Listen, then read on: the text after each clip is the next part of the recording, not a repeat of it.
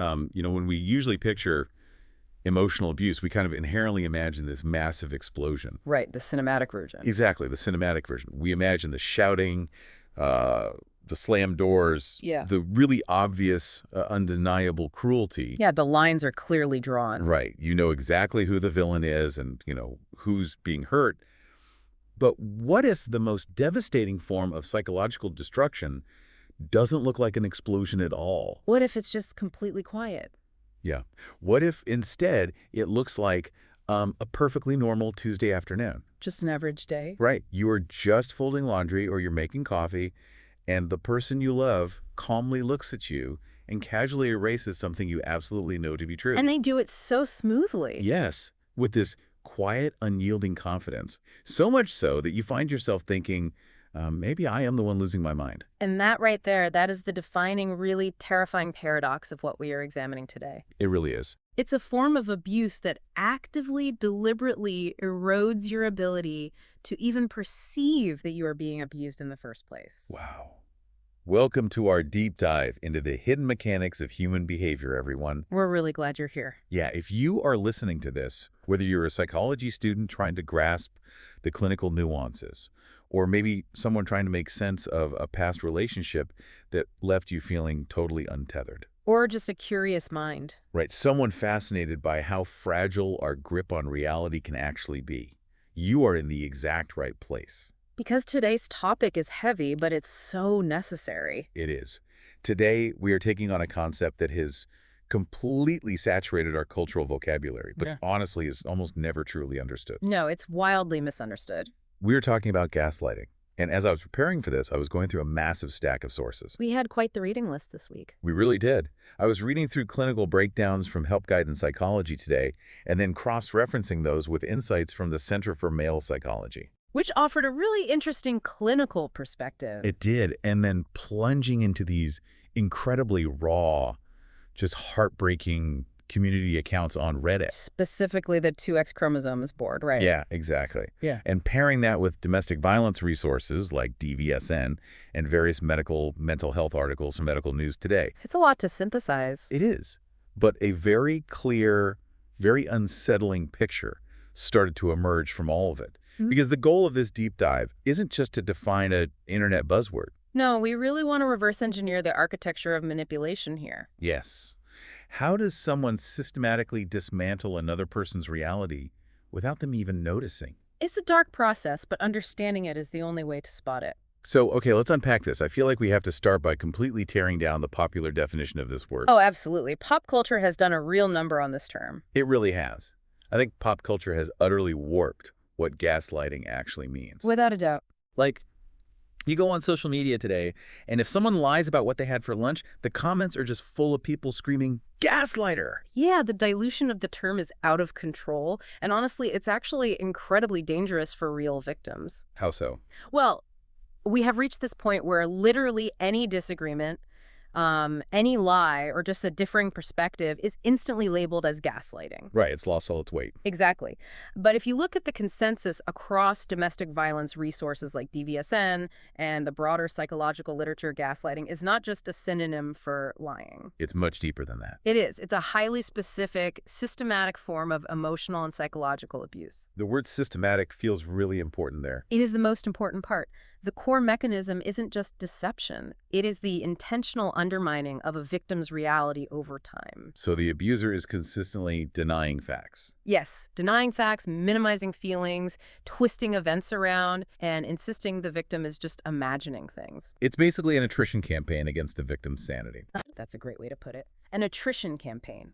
And the end goal, which is something that really jumped out at me from those Reddit threads we read, the end goal isn't just to, win a random argument. No, the argument is just a tool. Right. The goal is to get you to doubt yourself so entirely that you come to rely on the abuser to tell you what the truth is. Exactly. You effectively outsource your perception of reality to the very person who is systematically destroying it. Wow. You outsource your reality. That is chilling. It really is. You become entirely dependent on their narrative. because your own internal compass has been totally dismantled. And I guess this is why the pop culture understanding fails victims so profoundly, right? Oh, 100%. Mm. People assume gaslighting is this overt, obvious attack. They think it starts with an abuser standing over you, pointing a finger and shouting, "You're crazy." Right, but abusers are deeply, deeply strategic. It never starts with a screaming match about your sanity. It starts small. Very small. It starts with these microscopic, seemingly innocuous deflections. Like, that's not what I meant, or you're remembering it wrong, or even you're overreacting to a simple joke. You know, it makes me think of an analogy. Let's hear it. It's like a computer virus, Okay, I'm with you. right? So a clumsily coded amateur virus crashes your computer immediately. The screen goes black. You get a giant skull and crossbone. Right, the threat is super obvious. Exactly. You know instantly that you've been hacked, and you take the machine to the shop to get it fixed. But gaslighting isn't like that. No. A devastating, truly insidious virus doesn't delete your files right away.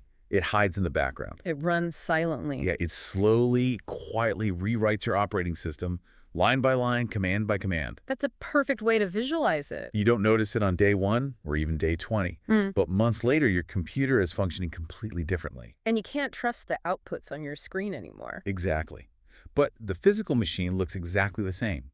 The core code has been hijacked without setting off a single alarm. Help Guide actually uses the words insidious and sometimes covert to describe this exact psychological process. Insidious is the perfect word for it. It really operates entirely in the background of the relationship's operating system, just like your analogy. And I'd imagine this insidious nature is exactly why victims find it nearly impossible to articulate their pain. Oh, completely. They can't explain it to themselves, let alone to anyone else. Because, like, what are they actually looking for? When we enter relationships, we are culturally conditioned to scan the horizon for overt abuse. We look for the physical red flags. Right. We are looking for the shouting, the physical intimidation, the blatant name-calling. And if those things are absent, people assume things are fine.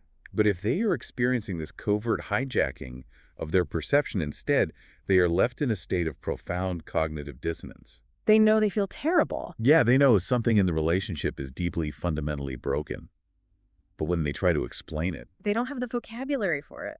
Exactly, because there's no single catastrophic event to point to. What's really fascinating here, if we look at the clinical analysis, is how the absence of a catastrophic event becomes the abuser's primary weapon. Wait, really?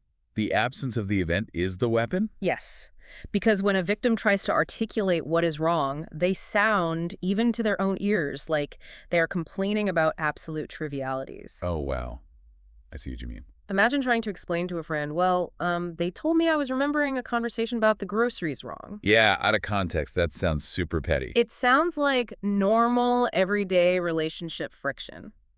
But it is not normal friction. It is the deliberate, line-by-line rewriting of that operating system. Precisely. But wait, if someone tried to rewrite your reality on day 1, it wouldn't work. No, your defenses would go up instantly. Right. Like, if we went on a first date and we're sitting at a cafe and I point to a bright blue car and say, wow, look at that neon green car. I think you were colorblind. And then I call you crazy when you say it's actually blue, you would just get up and leave. Absolutely. I'd think this person is unhinged, and I'd block your number. Exactly. Your natural psychological firewalls would trigger. Uh-huh. So how do these abusers bypass the victim's defenses? They bypass those firewalls using the mechanics of time. Time. Yes. The architecture of gradual erosion.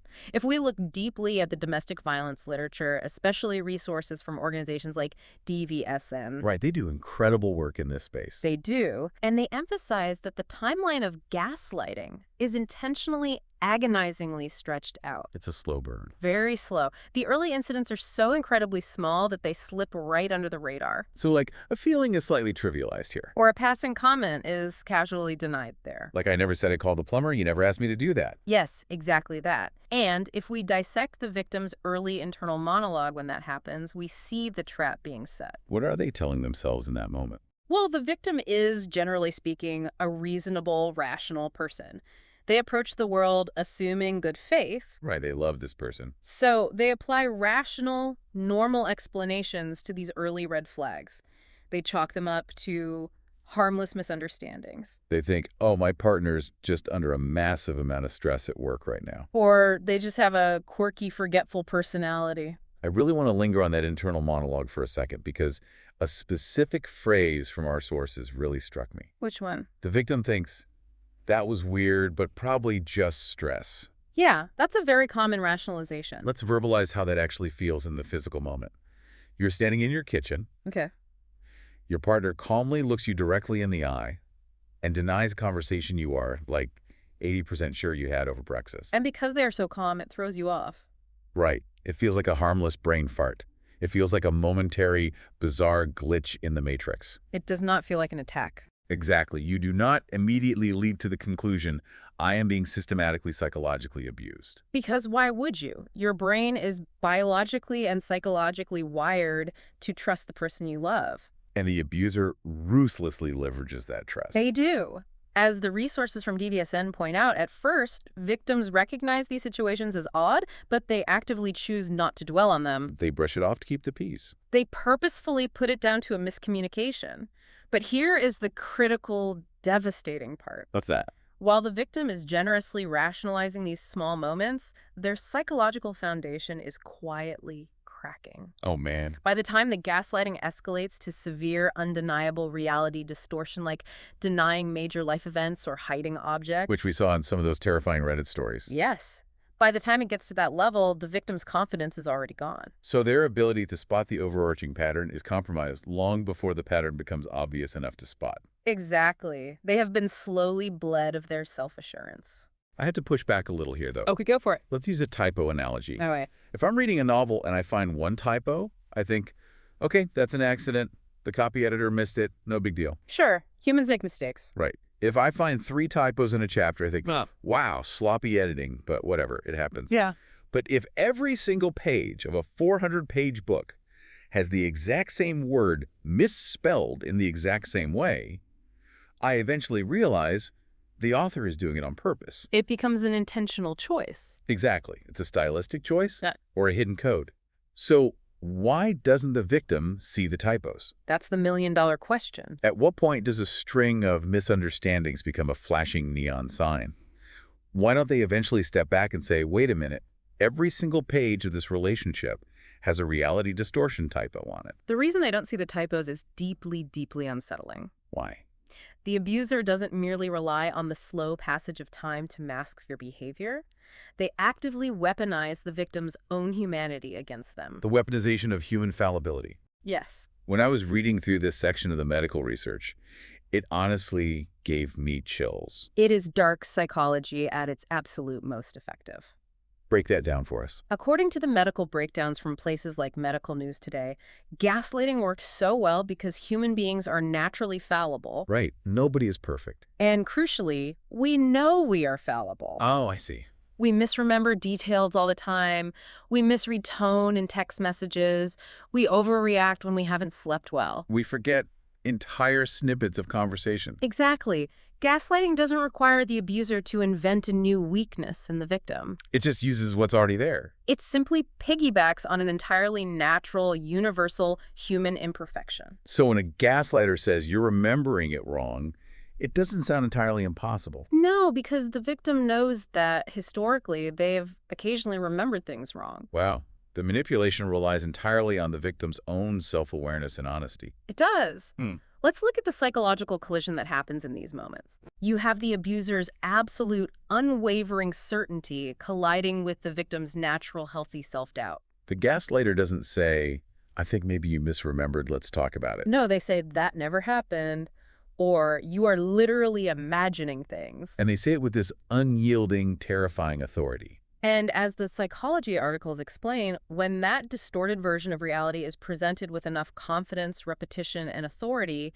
the victim's brain scrambles. It scrambles to resolve the resulting cognitive dissonance. Exactly. If we connect this to the broader neuroscience of how the brain processes conflict, we know the human mind despises cognitive dissonance. It hates holding 2 opposing thoughts. It cannot tolerate the tension of holding 2 entirely contradictory ideas at the same time. So the brain is holding idea A, I know what I saw. And idea B, The person I trust implicitly insists with absolute certainty that I didn't see it. Man, that tension must be excruciating. To resolve that psychological tension, the brain takes the path of least resistance. Which is doubting itself. Right. Because humans know their memories aren't perfect video recordings, they resolve the conflict by doubting themselves, instead of doubting the violently confident abuser. I have to admit, if someone looked me dead in the eye without blinking and told me with absolute unshakable certainty that I completely fabricated a conversation we had yesterday, I'd probably believe him. Most people would, eventually. Because I do forget things. I lose my keys, I forget to reply to emails, I get distracted while making dinner. It's just being human. The manipulation is so brilliant in a dark, twisted way because it uses my own integrity against me. That's a profound way to look at it. If I am an honest person who is willing to admit my flaws, the abuser weaponizes that very honesty. That is the core mechanism. It's a distortion that grows more complex and potent over time. And what makes it even more devastating, as Psychology Today explores in their clinical breakdowns, is how abusers exploit pre-existing vulnerabilities. The pre-installed backdoors into the mind. Yes, talk about that because that part was wild. Abusers are incredibly observant. They study you. They really do. If a victim has a history of clinical anxiety, or if they grew up in a household where they were constantly told they were too sensitive. Or if they are just a chronic overthinker. Right. The abuser finds those specific insecurities and uses them as leverage. They turn your history into a weapon. They will say, you know you struggle with your anxiety, you're just projecting your panic onto me again. Or, you've always been overly emotional, you're not thinking logically about this. They literally use the victim's own psychological medical history as evidence against them. Here's where it gets really interesting, though. Okay. It's not just that the victim is worn down into passively believing the abuser. No, it goes deeper. According to the Help Guide research, there is a part of the victim that actually wants to bend their reality. That is a crucial, often overlooked element of the psychology here. They actively crave the abuser's approval. Even if only a subconscious part of you craves that approval, you become highly susceptible. Because you want the person you love to see you as a reasonable, rational, good partner. Exactly. So if they are telling you that you are being unreasonable and hysterical, you will actively twist your own perception of the world to align with theirs. Simply to restore harmony in the relationship. You bend your reality to match theirs because the alternative is just too dark. Accepting that the person you love most in the world is actively, maliciously deceiving you. Right. That is a grief too painful to contemplate. Which perfectly explained why this dynamic doesn't feel like a horror movie from the inside. Because if it felt like a horror movie, you would run. Exactly. And this brings us to the camouflage of normalcy and the incredibly complex concept of trauma bonding. Trauma bonding. This is a massive piece of the puzzle. When we look at the resources from Therapy Group DC and the National Depression Hotline, they make it clear that gaslighting isn't just constant, unending negativity. It's not just 24/7 criticism and reality denial. If it were constant negativity, the victim's self-preservation instincts would eventually kick in, right? Absolutely. They would eventually leave. The camouflage relies on a psychological concept called intermittent reinforcement. Intermittent reinforcement. Let's dig into that. It is the strategic mixture of intermittent affection, the intensely good times, with the criticism, denial, and blame. So the abuser is the source of profound psychological pain. But crucially, the abuser also positions themselves as the only source of comfort for that pain. Wow. You know, it reminds me of the analogy of a rigged slot machine in a casino. Oh, that's a brilliant comparison. When you sit down at a rigged slot machine, you don't get a payout every time you pull the lever. Right. Mostly you lose. In fact, the vast majority of the time, you are actively losing. You are watching your life savings drain away. But you keep playing. You do.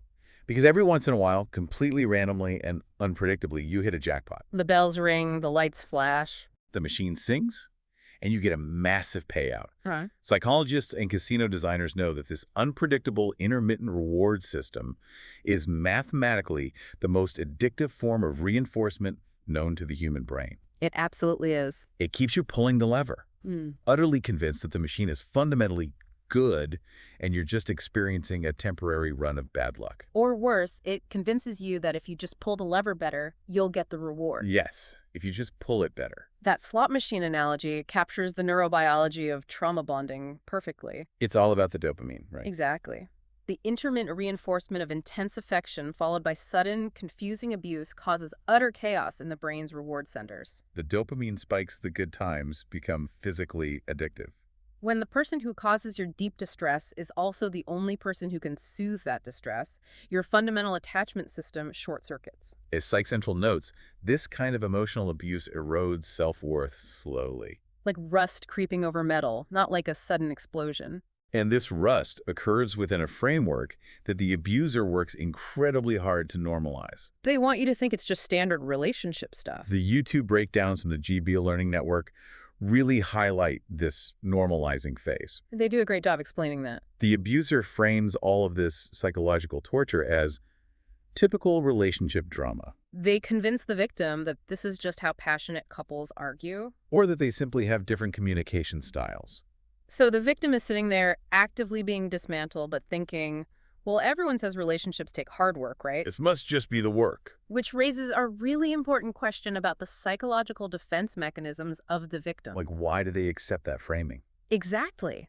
When your neurobiology is profoundly bonded to this person, recognizing them as an intentional, malicious abuser is existentially terrifying. It threatens your entire worldview. The human mind is incredibly resilient, but it is designed to protect itself from overwhelming, shattering trauma. So it protects itself from the terrifying reality of being abused by simply refusing to process the abuser as a threat. Instead, it places the entirety of the blame on the self. Because blaming yourself provides a bizarre, false sense of control. It really does. It's a survival mechanism. If I am the problem, if I am just too sensitive, or if my memory is genuinely failing, or if I am just an inherently difficult, demanding partner. Then you have the power to fix the situation. Exactly.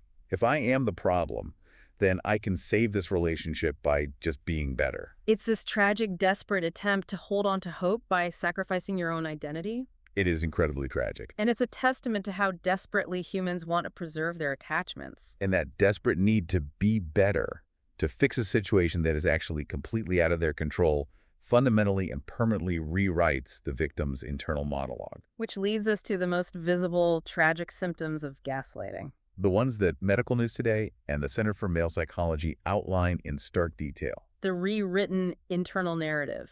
When we look at the clinical signs listed in the sources, it paints a devastating picture. It's hard to read, honestly. The victim starts constantly apologizing for everything, all the time, even when they haven't done anything remotely wrong. They preemptively apologize just for existing in the space. They constantly defend the abuser's behavior to others, acting as their PR representative.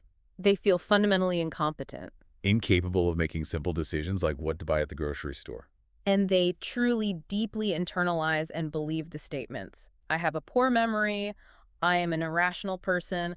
I am oversensitive and dramatic. The ultimate goal of the abuser, as the Center for Male Psychology brilliantly points out, is not just to win a specific argument about who left the stove on. No, the stove is irrelevant. Right.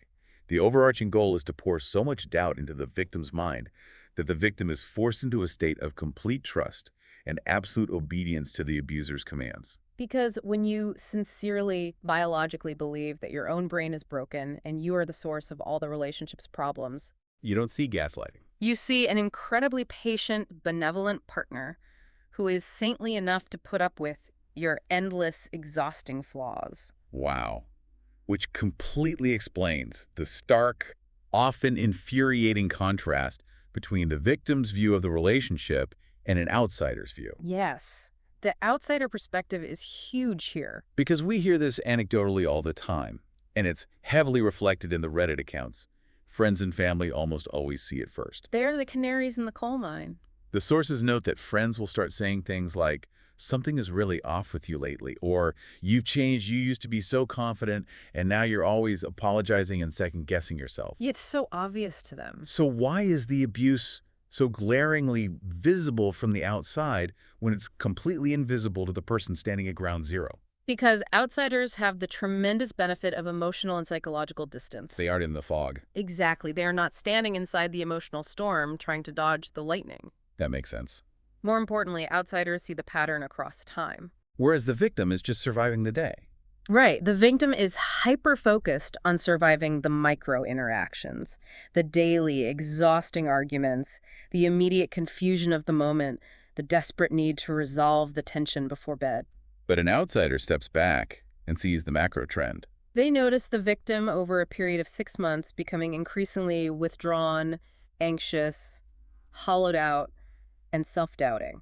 They see with perfect clarity that the blame and the compromises in the relationship only ever flow in one single direction. And outsiders aren't subject to the daily conditioning. Right, like if an abuser tries to gaslight a friend of the victim. Say at a dinner party, the abuser says, "Oh, Jane never told me we were meeting at 7. The friend will just look at them and say, "No, you're lying. I was on the group text. You replied to it." Exactly. The friend hasn't spent 3 years being systematically trained to believe their memory is faulty. Their reality hasn't been softened up yet. A Domestic Abuse Coalition statement from our source materials emphasizes exactly this point. What do they say?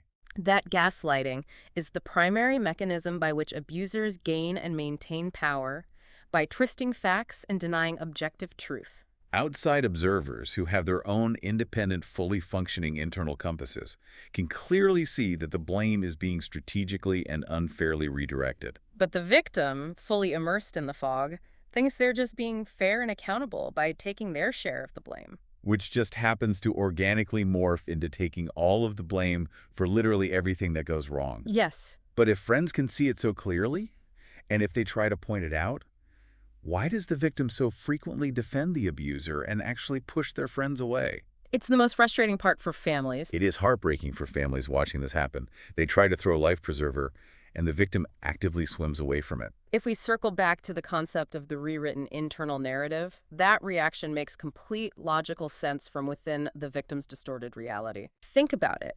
If you genuinely believe to your absolute core that you are an irrational, overly sensitive, deeply flawed person who is incredibly difficult to love, Okay. then your partner's controlling or dismissive behavior doesn't look abusive to you. It looks justified. It looks like a perfectly natural, understandable response to your terrible behavior. Oh, wow. So when a well-meaning friend attacks your partner, you instinctively defend your partner. Because you believe your partner is actually the victim of your flaws. Exactly. You push the friend away because the friend is threatening the one person who you believe is gracefully, heroically carrying the burden of loving someone as broken as you. Wow. That is terrifyingly effective. It is a closed-loop system. It really is a perfectly sealed, closed-loop system of psychological manipulation. The abuser installs the virus. The virus convinces the computer it's actually functioning better than ever, and the computer attacks anyone trying to run an antivirus scan. That's the perfect extension of your analogy. Once you understand how deeply and fundamentally the mind is trapped in that loop, the question for anyone listening to this becomes incredibly urgently practical. How do you get out? Exactly. How do you break a trap you can't even see? If your own reality has been entirely rewritten, how do you even begin to fix the operating system? It is arguably one of the most difficult psychological extractions a person can go through. But not impossible. No, our clinical sources unanimously stress that it is not impossible. Thank goodness. There are practical, highly specific psychological countermeasures. We have a framework of expert recommended steps. Yes, for recognizing and slowly breaking through the fog of gaslighting, drawn from the work of psychologists like Prof. R.J. Starr, the Help Guide resources, and domestic violence advocates. Let's get deeply into these because this is the practical self-defense application of everything we've talked about today. Absolutely. The first step the literature suggests is starting with looking for patterns rather than focusing on individual moments. What does that actually look like in practice for someone who is currently just swimming in confusion? It requires a deliberate shift in perspective. Okay. It means forcing yourself to step back from the immediate emotional chaos of an argument and asking yourself cold, analytical questions. Like what kind of question? Like, do I feel this level of confusion, intense guilt, or like I'm constantly overreacting in all areas of my life? Or does this happen mainly with this one specific person? Oh, that's a brilliant diagnostic. Right. If you don't feel crazy at your job and your coworkers trust your memory, And if you don't feel crazy with your childhood friends and they value your perspective, but you always feel crazy, forgetful, and dramatic when you walk through your front door. that is a massive objective data point. Gaslighting is a repeated reality-twisting pattern, not just one bad disagreement on a Tuesday. You have to train yourself to look for the trend line of your own self-doubt. Where does it spike? Who is in the room when it spikes? That is such powerful advice. Okay. Okay, moving on. I was reading through the DVSN resources, And there's this heavy emphasis on the second countermeasure, using a journal. Yes, journaling is critical. Specifically, keeping a secret diary, writing down what happened, the date, the time, and direct quotes, ideally right after an argument occurs. Fresh in the mind. But I have to ask, if you're living with someone who is actively manipulating your reality and likely violating your boundaries, isn't a physical journal basically a ticking time bomb? It absolutely can be. Like a piece of evidence that could detonate the relationship if they find it. The safety aspect is paramount, which is why advocates stress that it must be secure. So how do they do that safely? It could be a locked digital file at work, an email draft on a secure account, or a physical notebook kept entirely outside the house. Okay, that makes sense. But why is it so important to risk it? The psychological necessity of the journal cannot be overstated. Journaling in this context isn't just about keeping a record so you can win the next argument. Because we know you can't win the argument anyway. Exactly. It serves as a literal physical anchor against the deliberate daily erosion of your memory. A physical anchor. When your brain inevitably starts to succumb to the gaslighter's deeply confident narrative, when they look at you and say, "I never called you that name, you are making that up," you have an objective, unchangeable, written record you can consult. It forcefully interrupts the cognitive dissonance. It proves to your brain, I wrote this down 5 minutes after it happened, I am not making it up. That is the first critical step in rebuilding trust in your own perception. Because human memory is inherently slippery and malleable, but ink on paper or a timestamped digital note is not. That physical anchor is huge. Okay, the third countermeasure discussed in the research is reality checking with safe people. This one is hard, but necessary. Describing events to an outsider without pre-blaming yourself. How does a victim even do that when their literal instinct is to protect the abuser? It requires immense conscious effort. It breaks the closed loop of the abuser's narrative. Usually when a victim tells a story, they poison the well. What do you mean by poisoning the well? They say, I know I was probably being too sensitive, and I know he's stressed, but he said this. Ah, they are doing the abuser's work for them. Exactly.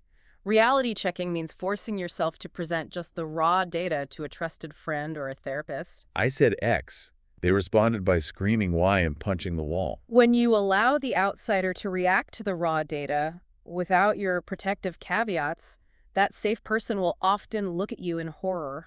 And say, no, that is absolutely not a normal way to be spoken to. That is terrifying.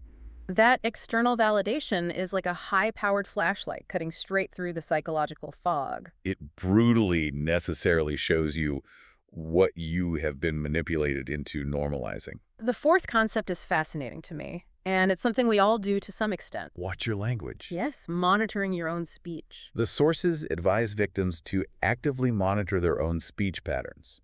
Catching yourself if you frequently say things like, I'm probably just being crazy, or I know I always get things wrong. Or, I'm sorry, I must have misunderstood. So what does this actually require of you, the listener? It requires a pause. Right, now. If someone listening right now catches themselves saying, I must have misunderstood, to their partner tonight, what should their immediate internal next thought be? The immediate next thought must be a hard, objective review of the facts. They need to consciously strip away the emotional, apologetic reaction that the abuser has meticulously trained them to trigger. If you catch yourself saying, I must have misunderstood, you have to mentally hit pause. And ask yourself, wait, did I actually misunderstand?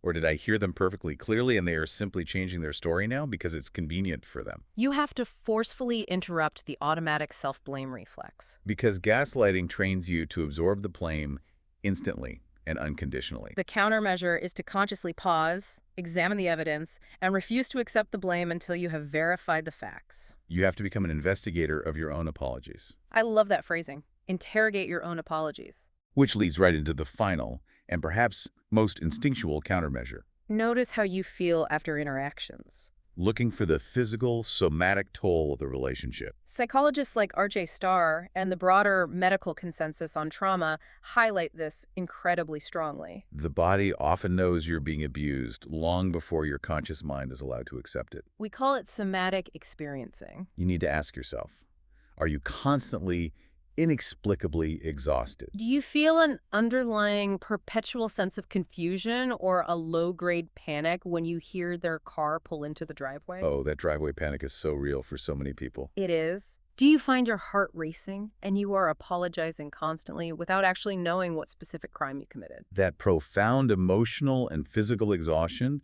is the literal symptom of a human brain working overtime. Burning massive amounts of cognitive energy, trying to reconcile two completely incompatible realities. Your body is trying to warn you that your environment is toxic. So if we synthesize these 5 approaches, Right. Looking for macro patterns, anchoring your memory with a journal, reality checking the raw data with outsiders, interrogating your own self-deprecating language, and listening to the physical exhaustion of your body. it highlights a really sobering truth. Escaping gaslighting isn't about finally winning an argument with the abuser. You are never, ever going to win a debate against someone who is perfectly willing to just deny objective reality. They don't care about logic. They care about control. So escaping is about reclaiming your own internal compass. It's about slowly, painstakingly rebuilding your own operating system from the ground up. That is the hardest pill for many victims to swallow, I think. It's tough to accept that you just have to walk away without the closure of them admitting they were wrong. You do not defeat a gaslighter by presenting them with a perfectly logical argument that proves them wrong. You defeat a gaslighter by trusting yourself enough to know they are wrong. Internally validating your own truth, and then safely removing yourself from their sphere of influence. You win by walking away with your reality intact. As we bring this deep dive to a close, I want to circle back and reiterate the core foundational truth we've uncovered today. It's so important to underline this.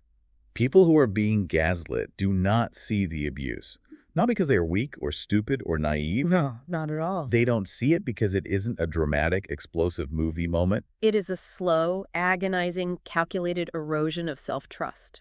often dressed up in the camouflage of deep concern or brutal honesty, It's a dense, suffocating psychological fog. where doubting yourself has been intentionally made to feel safer and more natural than daring to doubt the person you love. And that brings us to a final, lingering concept drawn from the very end of our clinical source material. One that has profound, life-altering implications for anyone trying to navigate their way out of this fog. The very first step out of the trap is not a confrontation with the abuser. It is an internal moment of clarity. You have to look at the landscape of your relationship and ask yourself this incredibly powerful, terrifying question. What if my confusion is the point? That is the question that changes everything. I want to build on that because that is a chilling but incredibly empowering thought to leave you with today. Go ahead. In our society, from a very young age, we are taught that confusion means we are failing. Right. Like if we are confused by a math problem in school, it means we need to study harder. If we are confused by a difficult book, it means we need to reread the chapter. We are deeply conditioned to believe that confusion is a marker of our own personal deficit. And the solution is always that we need to try harder to understand. But in relationships, if you are perpetually, endlessly confused, Maybe your brain isn't failing you. maybe your memory isn't broken. Maybe you don't need to try harder to communicate. Maybe your confusion is exactly the psychological state the other person manufactured to keep you unbalanced, dependent, and perfectly in place. I want you to look at the areas of your life where you feel a constant baseline hum of confusion. The relationships where you are always slightly off balance. Always second-guessing your own memory. Always wondering if you are the toxic one. Ask yourself, is this just the natural, messy complexity of human connection? Or is my confusion being actively used as a tool of control? Because the moment you realize the confusion is intentional, the invisible abuse suddenly becomes visible. And once you can see the trap, you can finally start figuring out how to pick the lock. Thank you for joining us on this deep dive into the human mind. Trust your memory, trust your instincts, and most importantly, trust your own reality.